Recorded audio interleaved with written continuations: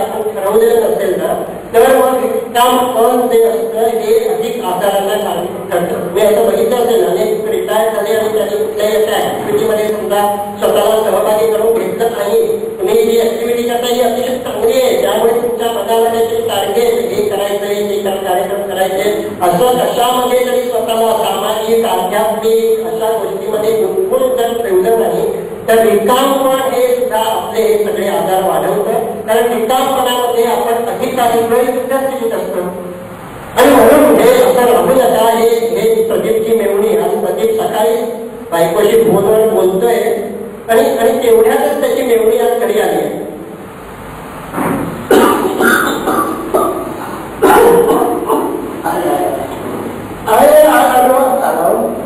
तुझी म्हटली तर बरी आहे, म्हटली तर बरी नाही.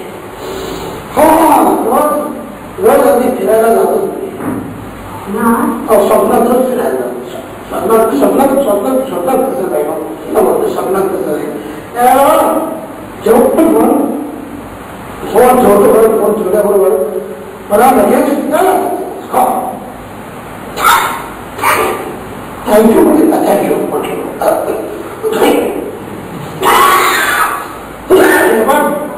मी ना स्वप्नामध्ये तरी फिरायला जातो. तुझं काय काय नाही काय नाही फक्त एकच गोष्ट आहे तुला म्हणजे तोडे माझ्या फक्त पटायचं बाकी काय नाही.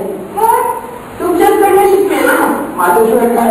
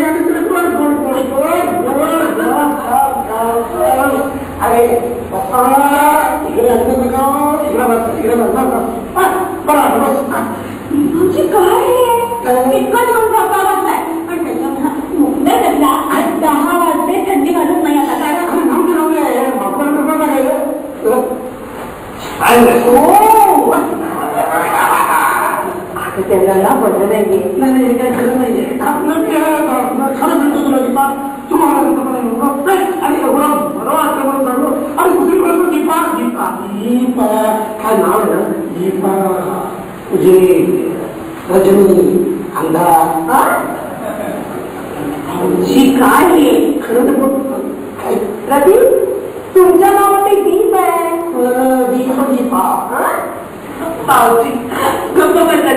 काही सकाळी सकाळी फिरायला बसून करते आणि स्वतःकडे बघितलंस का स्वतःची जरा काळजी घे. विचार करायची काळजी आहे त्या फिरण्यामुळे कशी फिरता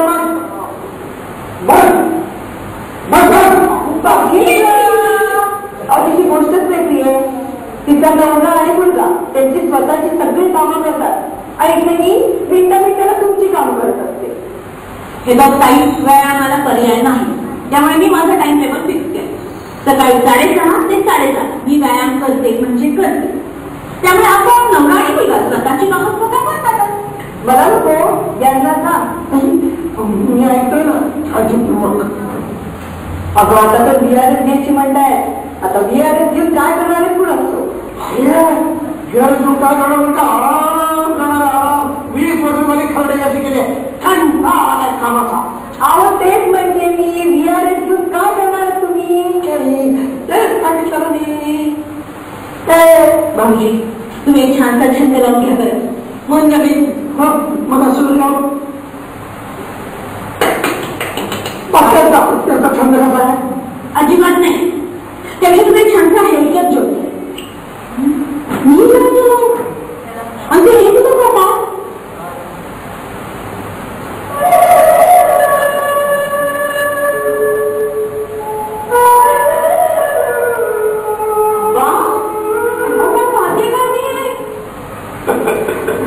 काय म्हातारपणा काहीतरी छंद असायला हवा. माईपास करावा. मला लहानपणी बासरी खूप आवडायची. तो छंद मी आता पुन्हा करतो रे. वा वा वा व्यायाम एकीकडे उत्साह उभार आणि दुसरीकडे ओढी. आता ओढी नाही आता उत्साह उभार.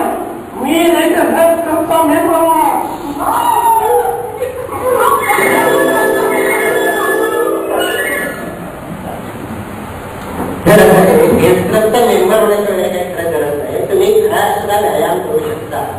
पण तो असा अचानक सुरू केला तर माझी समज पडते. व्यायाम करायचा, व्यायाम करायचा 3 गोष्टींचा. एक म्हणजे आपले सगळे स्नायू फ्लेक्सिबल राहायला हवे, लवचिकता.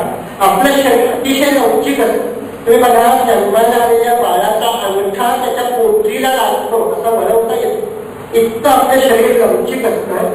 जसे हळूहळू आपण मोठे होतो ना तसा हा लवचिकपणा कमी होतात. आणि म्हातारा होणं म्हणजे काठिण्य येणं, लवचिकपणा कमी होणं म्हणजे म्हातारा.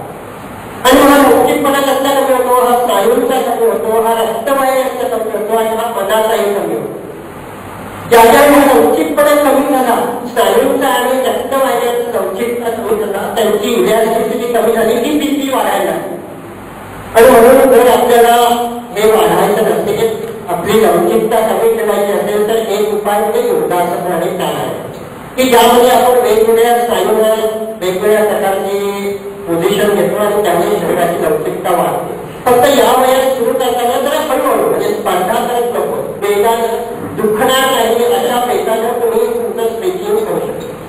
हा एक प्रकार लवचिकता वाढवण्याचा. दुसरी महत्वाची गोष्ट, आता अनेक जण विचारतात की योगासनं प्राणायाम केली पुरेशी येतं.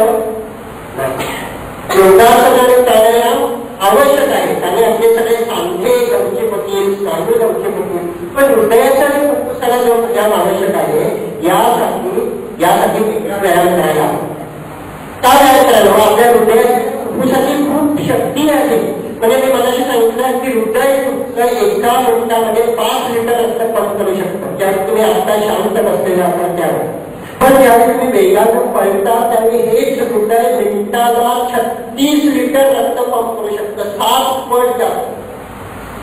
तुम्ही आता बसलेले असता त्यावेळी तुमच्या फुफ्फुसामध्ये हृदयाच्या बाजूला जे दोन आहे श्वास, आपली हवा आत जाते बाहेर पडते, ही किती पडते? एका मिनिटाला 7 लिटर. ज्यावेळी तुम्ही बसलेले असता, ज्यावेळी तुम्ही उभे राहता त्यावेळी ती एका मिनिटाला 14 लिटर हवा.